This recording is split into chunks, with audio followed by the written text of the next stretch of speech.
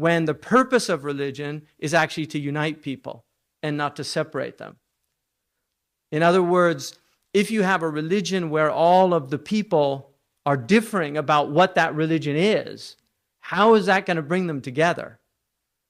They're going to end up fighting each other, disputing over it, creating their own sects. You can see, for instance, in this city, there are probably hundreds, if not at least dozens of churches of different denominations.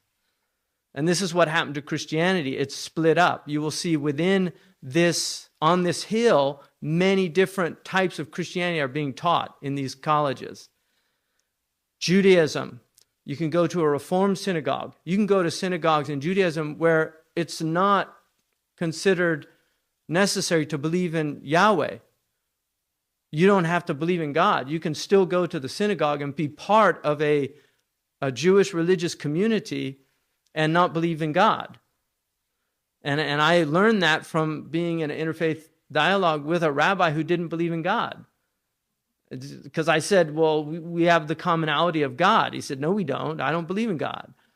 And it really shocked me, but I went back and I did my research and found out indeed that there are reformed versions of Judaism that do not stipulate a belief in God, that it's more of an ethnic, cultural, binding tradition, religio. So it's purely on a horizontal plane. There's no vertical reality to the religion anymore. So you can find all these differences. Now within the Islamic tradition, you can be a progressive Muslim, you can be a transgender Muslim. There's all these different types of Islam out there. And this is part of the fragmentation of the time we're living in. And so the question about authority, how did Muslims deal with this? Because again, one of the things that we can learn from the ancients is that they went through the same things that we're going through. They had authority problems in the early part of Islam. They went through their own types of disintegration. They went through their sectarianism, their schisms, right? The Sunnah Shia split is a schismatic split.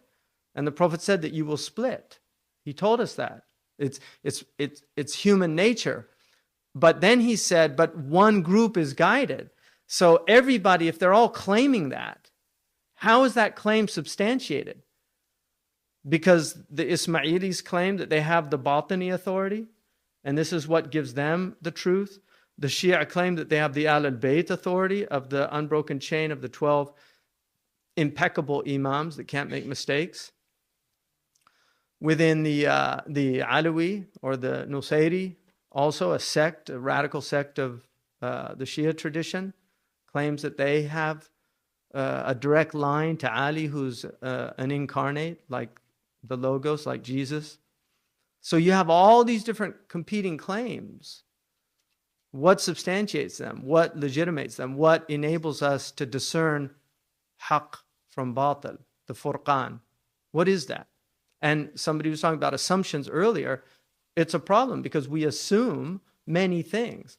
Most people were simply born in a place and they take on the historical, cultural nature of that place they were born. One philosopher terms them historical products. They're products of their historicity. And so they're trapped in a religious, ethical, social, economic situation that determines everything that they're going to think about those things. And so we live in a time where people have prepackaged ideas that really the great leisure domain of the time is to make people think that these are their own ideas, that they came up with them themselves, that this is some kind of self-actualization, that I believe these things and I came to these conclusions myself. Everything's relative. You can trace that there's a senad with that idea. That has a lineage, and you are in a chain of transmission when you make that statement. And we can trace that chain and see who the first people that said it were. If you say there's no God, there's also a chain of atheists. You're in a chain, you're in a isnad. Whatever position you take that you think is uniquely your own or original, you are in a chain of transmission. Now, from our perspective, and I'm talking about from believers, whether you're Christian or other traditions, because almost all these religious traditions do believe in a dark realm, those chains either go back to demonic sources or they go back to angelic sources. So either Iblis is at the end of the Haddathani Marx, an Hegel, right? And you go back, and then Iblis was the first Rawi in the chain. And so that's your chain. It goes back to Iblis. So you're a transmitter of narrations from Iblis. He's your source. But people don't recognize that. Or you go back to Haddathani an fulan, an fulan, an fulan, an Isa ibn Maryam, an Jibril, right? Or from God. So these are the basic, the two, fariqun fil jannah wa fariqun fil sa'ir. Those are the two chains. You're in one or the other. There's no other chain in dunya. You're either in the chain of Iblis's transmission or you're in the chain of prophetic transmission. Now, Iblis, people forget, you see, that the occult, people don't want to deal with the occult. The occult is everywhere. You're dealing with occultic phenomena everywhere. There are occultic elements in the way San Francisco was designed architecturally. There's a reason why Pier 33 is the central pier in San Francisco. There's a reason why there's a pyramid embodied in the actual street structure of San Francisco. Washington, D.C. is designed in an occultic design. Why? Because there are people that have religious beliefs, spiritual beliefs, and those spiritual beliefs impinge the way they see the world, the way they act upon the world. All you have to look up is John Parsons, one of the most important people in rocket science, developed a type of fuel that enabled the whole telecommunications period. And he was an open worshiper of whatever you want to call that dark force. He was open about it. It's on his Wikipedia site, and there's books about it. So you have scientists that are in the occult that are at the highest levels. You have people in government at the highest levels that are in occultic rituals. I mean, this is part of the world. The Christians have a saying from Paul that our battle is not of the flesh and the blood, but it's with the principalities of darkness. And so if you want to know who's behind Syria, it's not the Alawiyya, it's not the Iblis is behind that situation. These are dark forces working to destroy people's homes, to destroy their lives, to destroy their livelihood, to make them suffer, to put them into a state of despair, ablasa, to make them question God. Where's God? How could there be a God? How could he let little children suffer like this? These are the questions that Iblis always poses. And people in weakened states, when their faith is low, when they're suffering, they will succumb to those demonic insinuations. This is called telbisu iblis, the dupery of the devil. Telbisu iblis. So the isnad is the way in which a normative, and if you study academic religion, they talk about descriptive and normative religion. There is a modern argument that many, many people in religious studies would like to put forward, or do put forward, and many, many religious studies programs are rife with this concept, that there is no such thing as normative religion. There is only descriptive religion. That normative religion is a fantasy. That whatever the religion might say about itself, it's never that. If you chip away at the formica of a South Asian Muslim, you will hit the bedrock of Hinduism. Hinduism has never left the subcontinent. And we have scholars in the 19th century that wrote all the Hindu influences on the Muslim culture in South Asia. If you go to Morocco, you will find pre-Islamic pagan rituals still being practiced within Moroccan Islam. So they will argue that any religion that ever claims to take root, in reality, it's just another patch on this quilt of human behavior. And so if you look at Christianity, they celebrate Christmas here on December 25th. That was the Roman sun god's birthday, Mithra. They have Christmas trees, Noeltide. What does snow have to do with Palestine? What does Santa Claus have to do with Palestine, right? But this is basically how religion manifests in human societies. It manifests with a lot of different streams flowing in, tributaries that are enlarging the river of religion. The same is true if you go Tibetan Buddhism. Tibetan Buddhism is there's a Tibetan mask on Bon animism, which is the previous religion that was in Tibet before the Buddhists got there. It's filled with animistic pre-Buddhist rituals and beliefs. And so Islam is no different. You will find many beliefs that came into Islam or were already in the previous cultures. The Muslims were heavily influenced by Hellenistic tradition. The Greeks had a massive impact on the Muslims. I mean, they come up against the Greeks. The Arabs say, "Al-hikmatu nazarat ala thalatha, ala admighat al-Yunaniyin, wa idi ahl al-Sin, wa al-sinat al-Arab." That wisdom came down on three, on the intellects of the Greeks, on the hands of the Chinese, because they were great manufacturers, and on the tongues of the Arabs. But the Greeks had a huge impact on the Muslims. So normative Islam would be what the religion actually says about itself. What does the religion say about itself? What is it?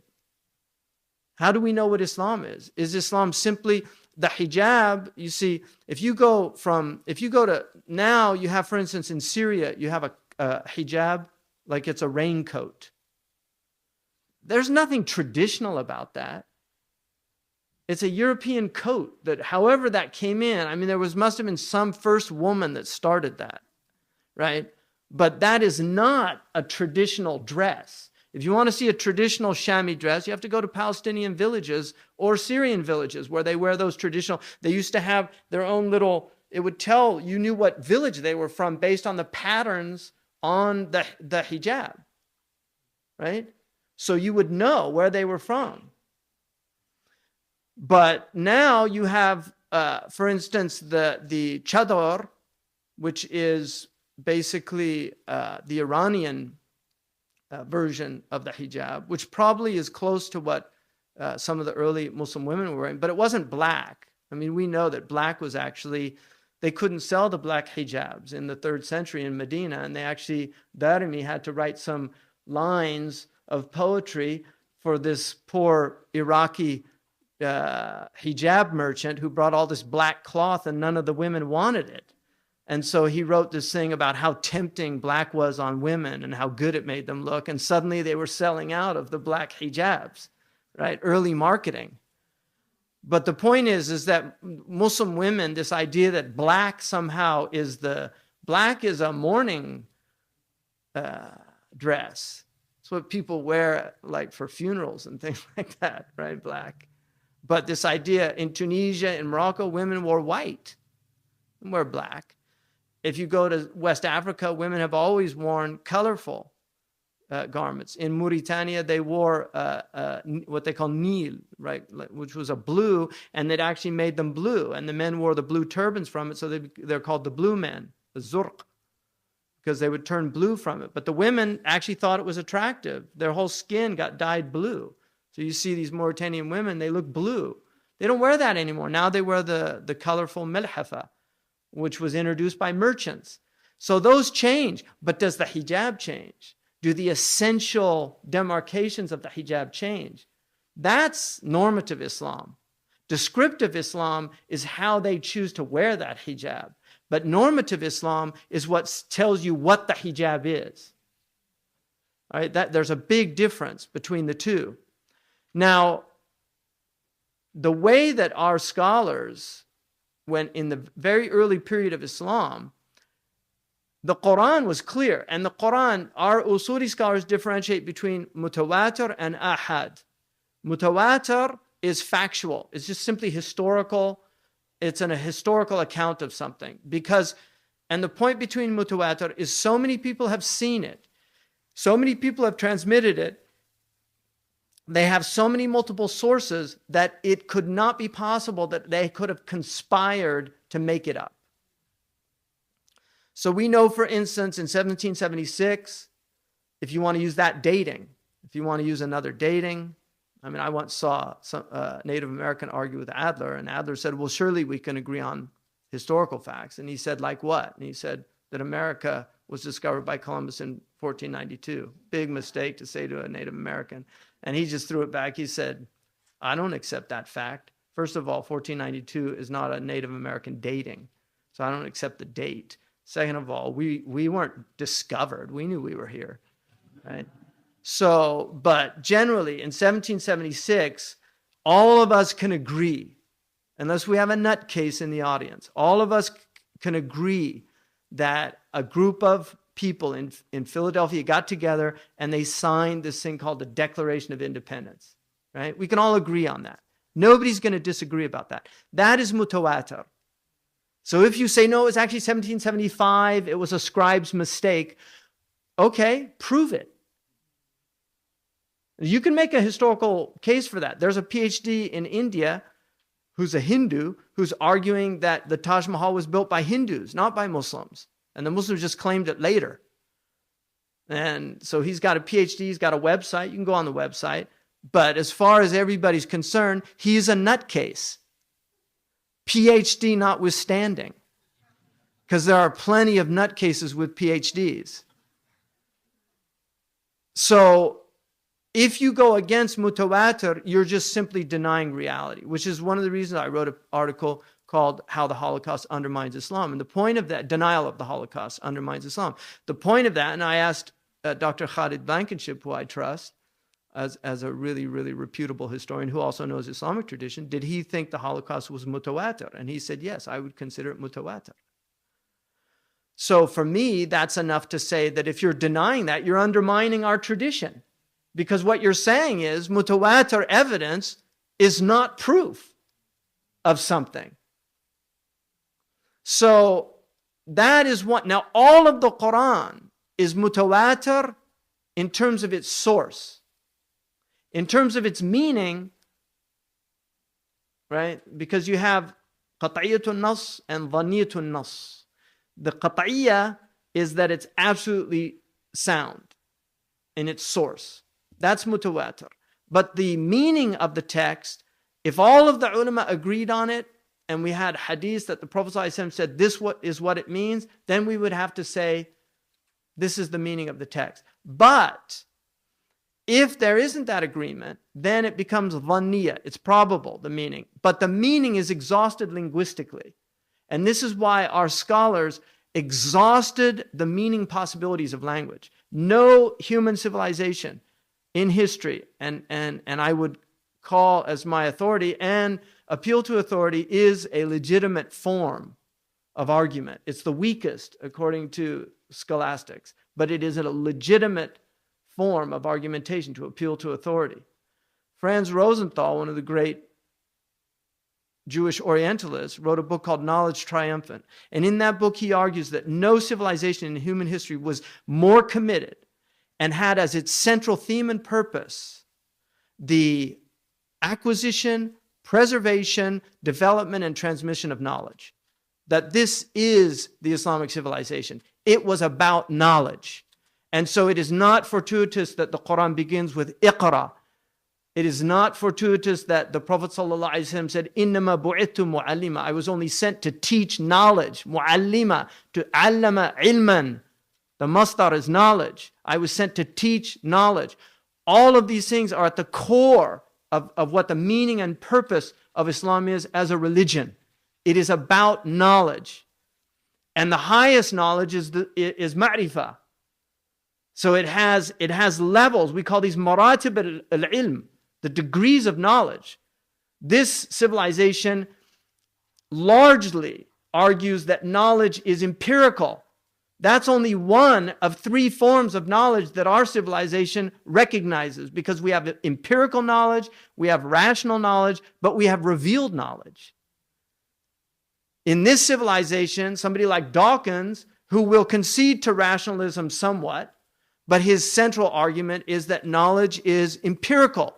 It is what we can feel, sense, taste, touch, what we can deduce rationally from empirical evidence. So they only believe in deductive, inductive reasoning. They don't allow for deductive reasoning. They don't believe in universal truths that we can argue from.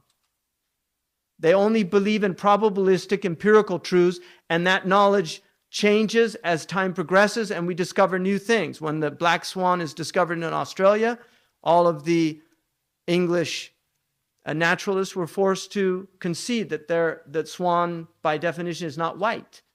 There can be a black swan. It's called the black swan problem in logic, in inductive reasoning.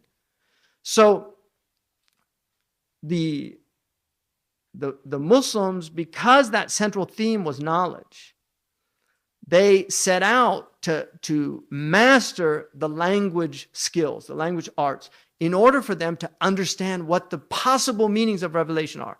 And then they divided meaning into what they called isharat, which are, these are like, isharat are indications as opposed to significations. So they differentiated between significations, what the ma'ani were, which are the zahira, the outward meanings, and what the inward spiritual meanings were. If they went into the inward spiritual meaning entirely, dismissing the outward meanings, they were called bataniya, esoterists. If they went to the outward meaning, denying the inward meaning, they were exoterists. They were called harfiya or zahiriya, people that deny that meanings are more than just the apparent meaning, the zahirun nas. There's other meanings, tanbihun nas. They're isharat that come. So because they exhausted these language skills, Arabic has, the Quran has limited significations in terms of what we can understand. When Allah says, Ya ayyuhalladina amanu attaqullaha haqqa tuqatihi, there are limitations to the outward meanings that we as human beings that use language to communicate can understand from that. The inward indications, the isharat, inexhaustible. You can speak about them until the day of judgment. But the outward significations, they've been exhausted merely by the meanings of those words that have been collated in all these massive, incredible dictionary works that our scholars did. I mean, the Muslims, they created dictionary science. There's no dictionaries before Islam. The Hebrews didn't have dictionaries for Hebrew. They learned that from the Muslims. The Chinese had very, very esoteric dictionaries that weren't really practical in any sense of the modern idea of a dictionary. But the Muslims, right from the get-go, they established what words meant and continue to develop that. So we know every word in the Quran, we know what it means, unless Allah hid that from us, like alif, lam, mim.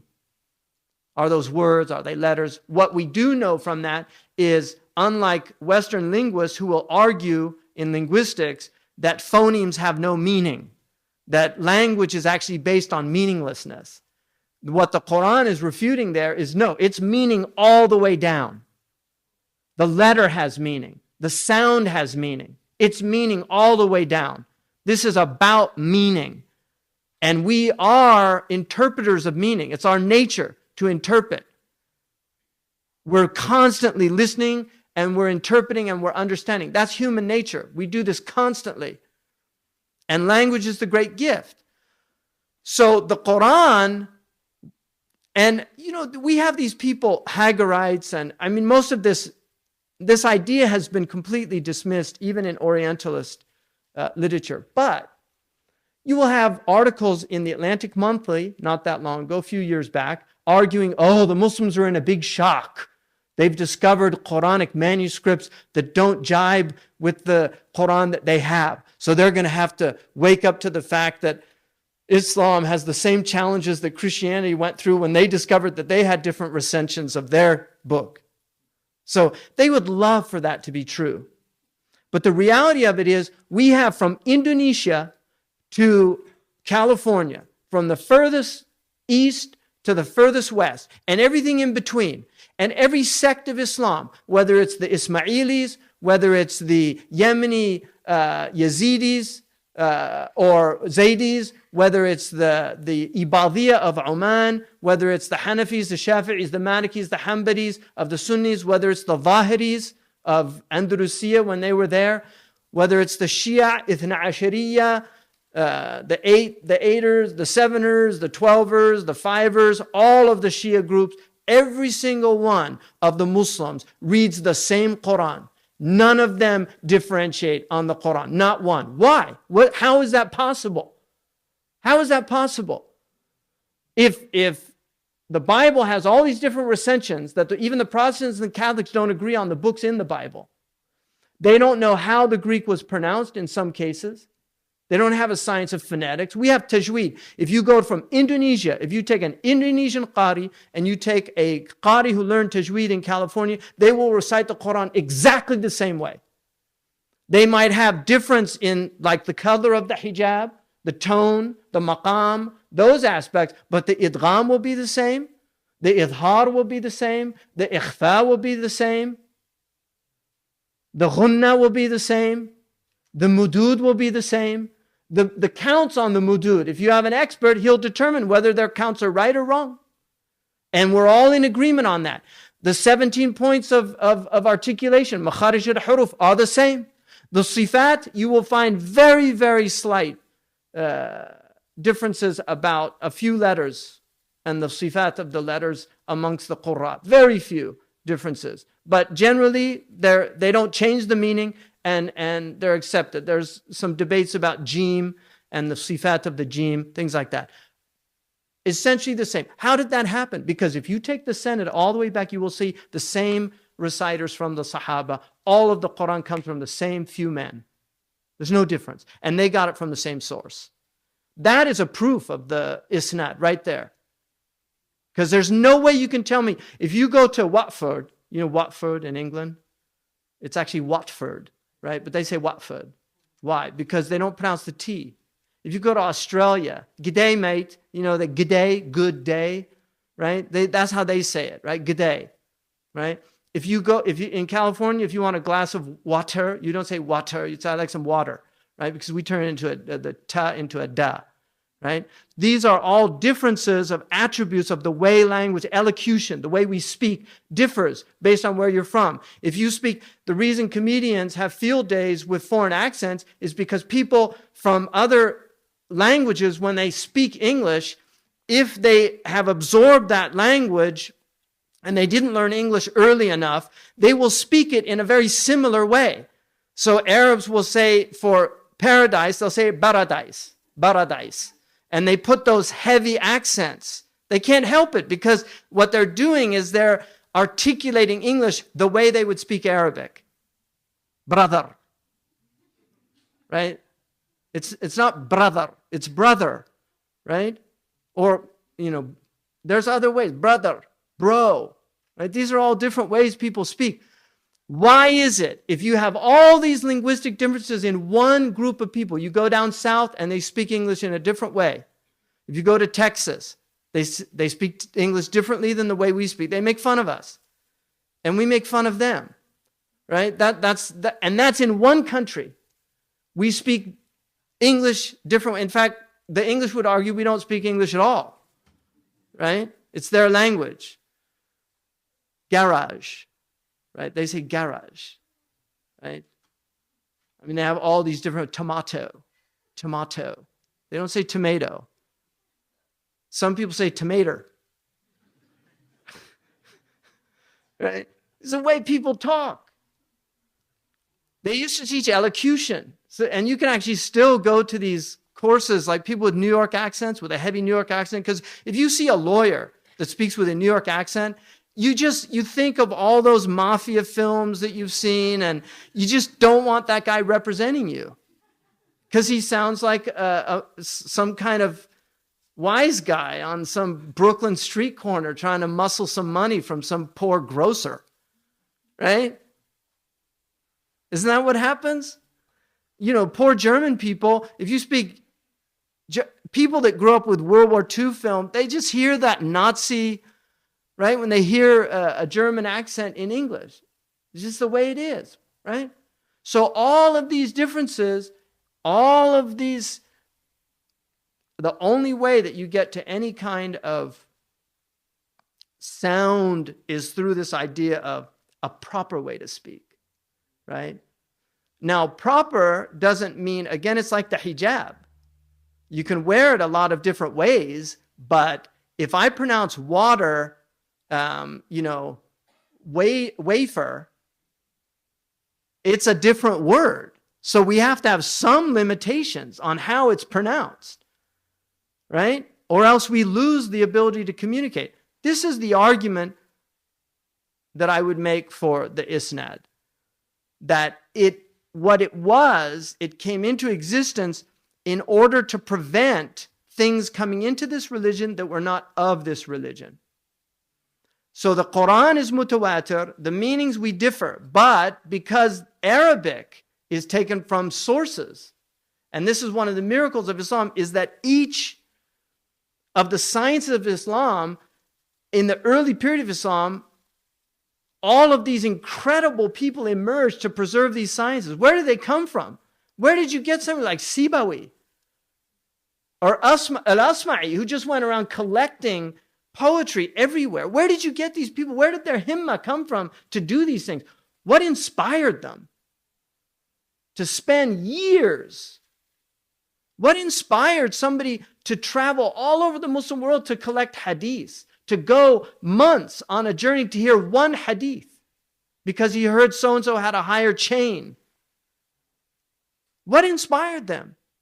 It's one of the miracles of Islam as far as I can tell. So when the Quran, if it's agreed upon, there's no debate about the Quran. There are 7 variants. Then you have the 3 to 10, and then you have the ahad. You go up to 14, and then you have shudud, agreed upon. So we've always recognized that there's alternate qira'at out there. Nobody's ever denied that. Atlantic Monthly is not going to teach us anything about our religion that we didn't already know.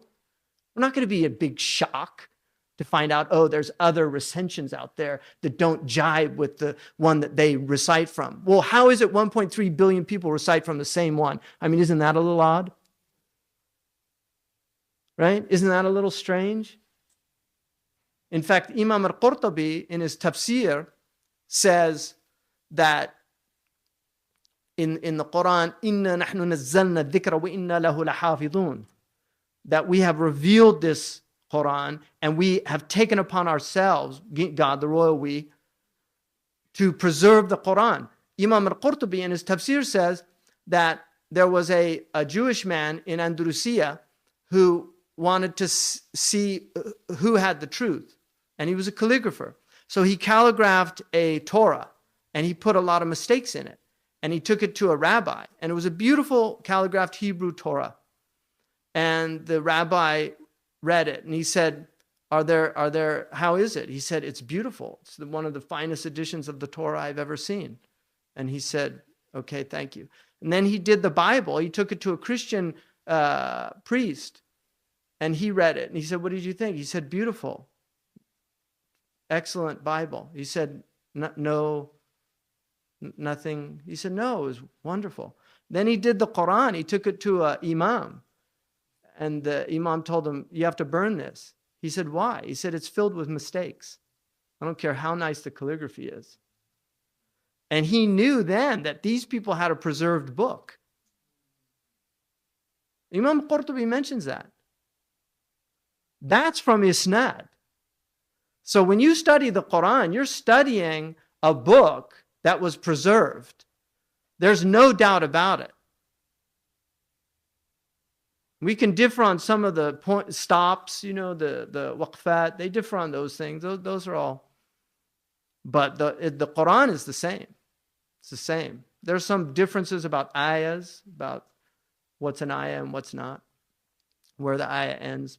Those are all insignificant differences. But the text is, not only is the text preserved, the Uthmani rasm is preserved. And in Mauritania, you're not a hafiz if you don't know how to write the entire Quran according to the rasm Uthmani from scratch.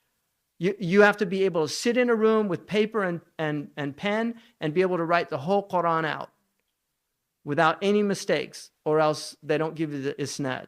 Mauritania has one of the most difficult. They're easier on the tajweed because they tend to, the tajweed, you have lahan khafi and lahan jali.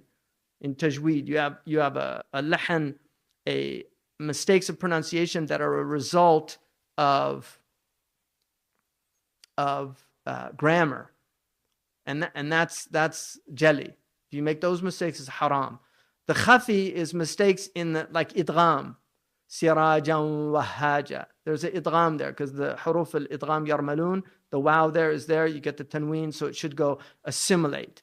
If you don't do that, if you say sirajan wahaja and you do an idhar, that's khafi. And so the later ulama tended to be easier on that than the earlier. But now if you go like Syria or some Egypt, where they have a very strong tradition of tajweed, they're very strict on those things. But if you go to North Africa, they're not as strict. There's also a hadith indicating that's one of the signs of the end of time, that Muslims would be obsessed with tajweed and they would forget the hudud of the Quran. They would learn the huruf, but have no. He said, you don't know the huruf, but you know the hudud. He said, but the time is coming when they'll know the huruf, but they won't know the hudud. Right? They won't have fiqh of the Quran, understanding of the Quran. So the sanad. Abdullah ibn al-Mubarak, one of the great muhaddithin, he was a student of Imam Malik. He was from Khurasan, and he was a mujahid, very well known. He said, one of his students, Abdan, said that I heard him, they were talking about the zanadiqa, about heretics in Islam. And Abdullah ibn al-Mubarak said, Inna al-isnada indi min ad-deen. Isnad, as far as I'm concerned, is from the religion. It's part of the religion. وَلَوْلَا الْإِسْنَادِ لَقَالَ مَنْ شَاءَ مَا شَاءَ. And had it not been for the isnad, whoever wanted to say something would simply just say it. And then he said, but as long as somebody says, where did you get that from? And he said, حَدَّثَنِي فُلَانٍ بَقِيَ الدِّينِ. As long as somebody makes a statement in the religion, and you can say, where's that statement from? And he can tell you, he said, the religion's safe. But once you lose that, another one of the early Salaf said, Dhahabu deen bi dhahab as-sanad. This religion will go when the sanad goes. The religion goes when the sanad goes. Now, in the early period, because the hadith, there were a lot of people putting hadiths down that were not hadith. These are called mawdu'at. And it's from the fakhr of the women. Our muhaddithun mentioned that never in the history of Islam was any woman noted for fabricating hadith. This is one of the mafkhara of the nisa, because many of the women were hadith transmitters. There's no woman who lied on the Prophet ﷺ. We have no recording of any woman that told a lie and invented a hadith.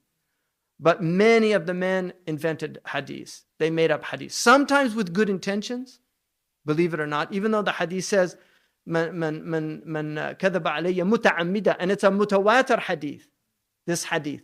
Whoever lies concerning something I said, فَلْيَتَبَوَّأْ مَقْعَدُهُ مِنَ النَّارِ. Let him take his seat in hell.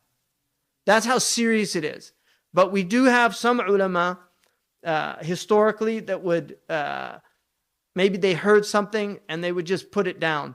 And sometimes because they thought the hadith was true, they would add a sanad.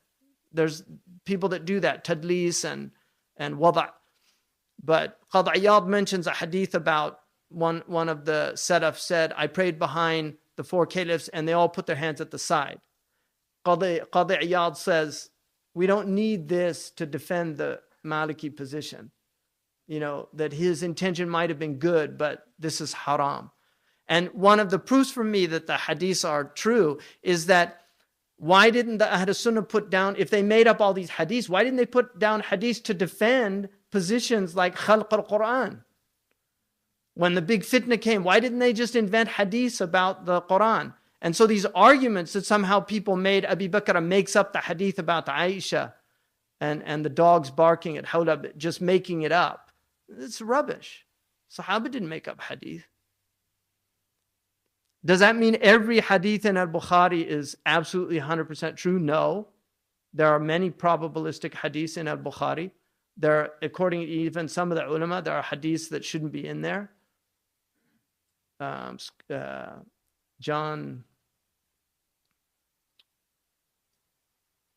Jonathan Brown wrote a very serious study of the canonization of al-Bukhari, because there are many criticisms of Bukhari early on, but later it becomes almost sacrosanct, impossible to. And al-Bukhari undeniably had divine guidance, and I mean, we believe that. I believe that about him. He had dreams. He saw the Prophet in dreams.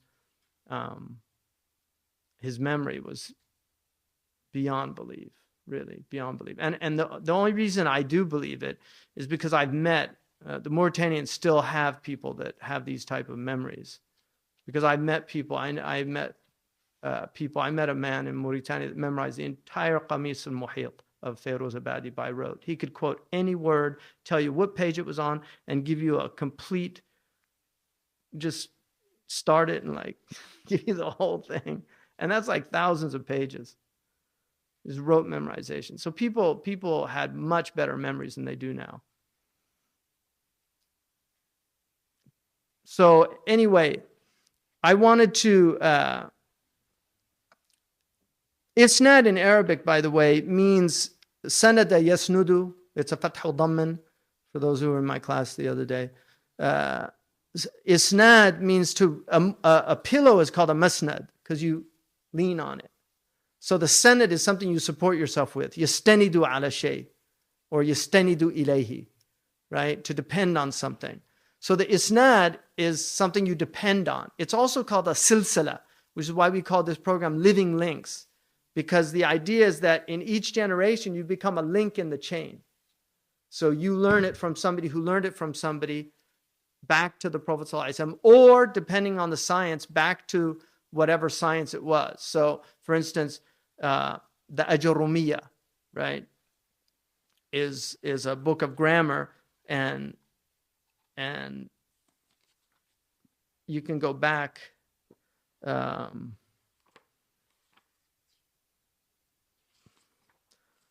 Ibn Ajurum with the Senate. So if you study it in that chain. Now, obviously, once these sciences were preserved, then the ulama became more lax on the idea of the Senate. So with hadith, obviously, the books have been preserved, and we don't have the type of memories anymore. But you still need critical additions, and the computer age is very dangerous because things can be changed. I'll give you an example. I have a tafsir of the Jalalain, and there is a paragraph in there that criticizes a certain group on the Arabian Peninsula as being heretics. And that's that group, because there's a lot of money, they ended up buying a lot of the publishing houses. So in the new editions, that paragraph's completely taken out. But I have the original edition. So people don't realize that we're losing. I actually have Tarif al-Arabi's here with me. Years ago, we were reading the Sharh of Imam al-Nawawi. And he had an edition from Lebanon. And we were reading it, and but you were here, you saw this. And when I studied it, I remembered there was he said that لا يؤمن أحدكم حتى يحب لأخيه ما يحب لنفسه. You don't truly believe until you love for your brother what you love for yourself. And in his edition, it didn't mention that this included the Jews and the Christians. It just got taken out. And I said, that's not the way I learned it. And we looked at other editions, and there it was. Imam Nawawi mentions Jews and Christians as being your brothers. But because there's people in that region of the world that don't want people to think of Jews as brothers, right? They just eliminated that. So we have to be very careful. There's also people changing abwab. There's a chapter, an edition of the Riyadh al-Salihin, which has Bab Ziyarat Qabr al-Nabi sallallahu alaihi wasallam, the chapter of visiting the grave of the Prophet. They took grave out and put masjid because they don't like the idea of visiting the grave of the Prophet. So this is khiyanatun naql. That's what our ulama call it, being treacherous in how you transmit. And one of the things the Prophet sallallahu alaihi wasallam is reported to have said, I mean, it's a mursal in its sahih transmission, but the meaning is sound, and our ulama transmit it. Imam al-Bayhaqi, Ahmad, and others. Ahmad goes first, Imam Ahmad, and then Imam al-Bayhaqi and others transmit this. It has a lot of turuq. But the Prophet ﷺ was reported to have said, يَحْمِلُ هَذَا الدِّينَ مِنْ كُلِّ خَلَفٍ عُدُولُهُ, that this religion will be carried in each generation by, khalaf are good people that come after. Khalf is negative. If it has taskeen over the ayn letter, it's negative. تَرَكُوا مِنْ بَعْدِهِمْ خَلْف with a sukun. If it has khalaf with a bounce, the fatha, then it's good. They're good people. So the Prophet ﷺ said good people would carry this religion from every generation who were upright, just people. يَنْفُونَ عَنْهُ, they would get rid of the يَنْفُونَ عَنْهُ تَحْرِيفَ الْغَالِينَ, the decontextualization of extremists, taking things out of context. They will negate that. So when they hear somebody quoting a verse, they'll say that's out of context. وَانْتِحَالَ الْمُبْطِلِينَ, and the plagiarisms of people trying to undermine the religion. وَالتَّأْوِيلَ الْجَاهِلِينَ, and the interpretations of ignorant people. So that's the role of the ulama. So, just as an example, this is one of my athbats from my teacher, Shaykh Ahmed Gibran, who's also a teacher of Shaykh Abdullah al-Qadi. He was a student of Yasin al-Fadani. He's one of the last really muhaddithun in Mecca. And we used to visit him whenever we went to Mecca and read with him. But these are called athbat.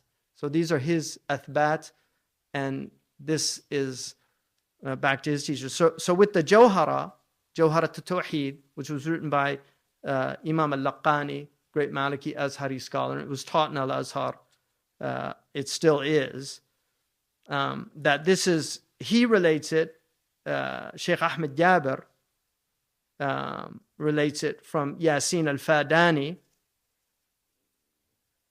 who was called Muhaddith al-Haramain.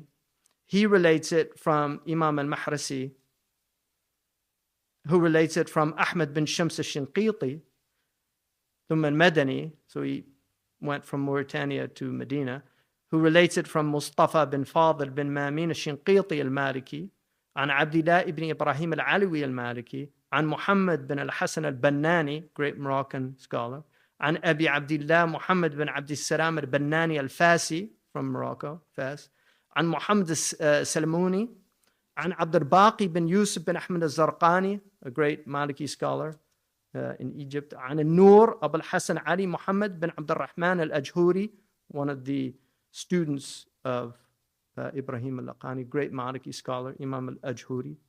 عن المؤلف البرهان إبراهيم بن هارون اللقاني المالكي. So there's a chain to Imam al-Laqani in the Jawhara, just to give you an example. And so you study it with a teacher. This is another, this is a ijaza, this is like a diploma that is from one of my teachers who actually wrote a commentary on the Jawhara. A very large commentary on it, and this is his ijazah to me, and then they date it with witnesses, so that you don't say, "Oh, I got from so and so once he dies," right? People, may Allah give him a long life. And he put the jubba on me as well, which is a sunnah. So it's like a graduation. This was actually his jubba. So I wore it today for that reason. So in conclusion, what I want to read from very quickly is Imam Raghib al-Isfahani, who died in 502. He's one of the teachers by books of Imam al-Ghazali. Imam al-Ghazali memorized this book. It's the foundation of his ethical theory. It's a beautiful book on ethics. He says in here, لا شيء أوجب على السلطان من مراعاة المصدين للرياسة بالعلم. There is nothing more important for government than to have some type of quality assurance for who becomes leaders in knowledge. فَمِنِ الْإِخْلَالِ بِهَا يَنْتَشِرُ الشَّرِّ. Because when knowledge becomes confused, evil becomes widespread. وَيَكْثُرُ الْأَشْرَارِ. And you will see evil people multiply. وَيَقَعُ بَيْنَ النَّاسِ التَّبَاغُض وَتَنَافُرِ. And you will see mutual animosity and hatred begin to emerge amongst the hearts of people. وَذَلِكَ أَنَّ السُّوَاسِ أَرْبَعَ. The reason for that is because political leadership is of four types. Al-Anbiya. The first is the prophets. In Sahih Bukhari, the Bani Israel, they yasusuhum. It said that they used to lead them. Siyasa means to lead. And the root comes from training a horse, because people have an animal nafs. And so the sasa are the ones that are supposed to help them to learn to control their animal nafs, right? Until they become human beings. That's why you have law functions when people are human beings. You don't need, the policemen are there just to make sure the odd character that's not behaving like a human being, he deals with him. But generally, in a civil society where people are educated and human beings, the police have very little to do, right? But when people are behaving like animals, and obviously social circumstances create animals, right? People say, oh, that's just their nature. No, you take a monkey and you put a monkey in a cage that's very small with other monkeys, they'll start killing each other. Humans their animal nature is not different in that way. If you put people in very unhealthy circumstances, they will begin to behave in a different way that it's their fitrah or nature. You change those circumstances and their nature will flourish. People are not aggressive by nature. This whole idea that humans are aggressive by nature, most of you have never even been in a fight in your lives, except when you were little kids, right? You walk around, people aren't aggressive, but you step on their toes, they'll get aggressive. You know, you run somebody off on the road, he's going to get angry, and if he's not well, he might get really angry and try to shoot you. But if you don't bother him, generally he's not going to bother you. You know, you go to Palestine and you take people's land, yeah, they're going to get angry. You know, somebody comes into your house, moves you out, moves all your furniture out, puts you on the front lawn, and then if you start lobbing rocks through the windows, and they're like, what's wrong with those people out there? A bunch of animals. Does that make any sense? Yeah, they're going to be upset. You know, you change the property line on your neighbor, see how neighborly he is. Tear down his fence and extend your property maybe 10 feet into his. Suddenly that smile's off his face. He's not waving, good morning, Bob, how are you? You know, he might be loading up his 12 gauge. Right? And then the police come, well, it's an unfortunate situation, you know, but the guy probably shouldn't have extended his fence into the, right? I mean, they can understand when a guy loses it in those situations. They used to have in this country marriages, crimes of passion. Somebody came in, found the spouse with another person in their bed, and they lost it and killed them both or something like that. People got off for that. Right? Now they don't, because there's no more ghaira. The ghaira is gone. So it's like, oh, okay, you're with Bob now. That's all right. I'll see you later. Yeah. But that's the way it used to be. So the first are the prophets. وَحُكْمُهُمْ عَلَى الْخَاصَّةِ وَالْعَامَّةِ. And their authority is over the elect and the common people. What does that mean, khasa and amma? The khasa are the notables. Every society has people through education, through wealth, through accomplishment, through achievement. They enter into the nukhba. And this idea of total egalitarianism is just rubbish. It's a lie. It's never been true. It will never be true. It's just a simple lie. We live in a hierarchical world. It is the nature of the world. The challenge is spiritually not to hold people below you in contempt. I mean below you, not spiritually, because they might be above you spiritually. This is one of the paradoxes of this reality, is the illiterate street sweeper could be closer to God than the PhD doctor who discovered a cure for cancer. We don't know that, and that's why you don't hold people in contempt. But the idea that there are butlers in the White House. Right? And this is the way the world works. And every society has this. The communists tried to create an egalitarian society. They just created the same monstrosity. They had their elite that had their caviar and vodka when everybody else wasn't, eating very well. So it's always like that. Just read Animal Farm. The whole story's in there. Right? George Orwell, the pigs. All animals are created equal, but some are more equal than others. Right? That was a little addendum added in later. So, ظاهرهم وباطنهم. So the prophets have control over the inward, authority over the inward and the outward. والولاة. And then the political rulers. وحكمهم على الظاهر الخاصة والعامة دون باطنهم. Their authority is on the outward of the elect and the common people, but not their inward. So they have control over our outward. They can tell us you have to pay taxes, but they can't make us like it, because that's your inward. But if a prophet tells you to pay zakat and you don't like it, your iman, if you're paying it, but you're angry about it, your iman is something's wrong with it. Because you should be happy to do that, because he has authority over your internal states as well. And then he says, وَالْحُكَمَاءُ.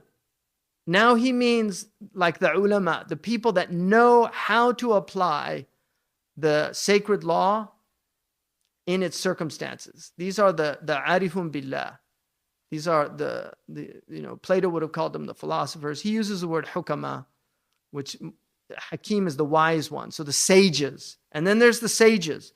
وَحُكْمُهُمْ عَلَى بَوَاطِنَ الْخَاصَةِ. Their authority is over the internal states of the elect, spiritual elect, because you can have political elect. See, you can have an illiterate person who's from the khasa. This is one of the secrets of our religion. Election is not limited to the outward meanings. You can have the khasa that are the elect of God, and they're over everybody. And it can be an illiterate person, like Sidi Abdul Aziz al-Dabbagh, somebody like that. That's why I don't hold people in contempt, because you don't know who they are with God. You just don't know. Don't have contempt for people. Respect them. But also acknowledge the hierarchy, that we are supposed to have the decorum of respecting age. Age has rights over us. If somebody's older than you, you don't treat them like you're, hey buddy, slap him on the back. If he's got gray hairs and you're a young kid, that's not appropriate behavior. Right? The Prophet ﷺ said, he is not among us who does not respect the aged or have compassion on the youth. So the old have to have compassion on the young when they see them slipping, when they see, oh, I remember I used to do that. Not get in that, you get these kind of 50, 60-year-old men who had terrible use, but then they become very pious and suddenly they're wagging their fingers at everybody, forgetting what they were like when they were 20, right? This kind of sanctimonious piety. And then he says, وَالْوُعَاظ. And then there's the preachers. And we could add to these people the newscasters, the propagandists, the op-ed writers, all those type people. وَحُكْمُهُمْ عَلَى بَوَاطِنِ الْعَامَّةِ. And they have control over the internal states of the common people. And that's why they're the most dangerous. The wu'al. صَلَاحُ الْعَالَمِ بِمُرَاعَةِ أَمْرِ هَذِهِ السِّيَاسَاتِ.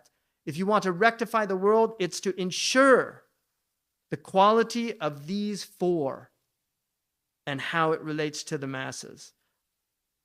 In order for the amma to fulfill their function towards the khasa, and in order for the elect to fulfill their function towards the amma. We all have a purpose. وَفَسَادُهُ فِي عَكْسِ ذَلِكَ. And the corruption of the world happens when it's turned upside down.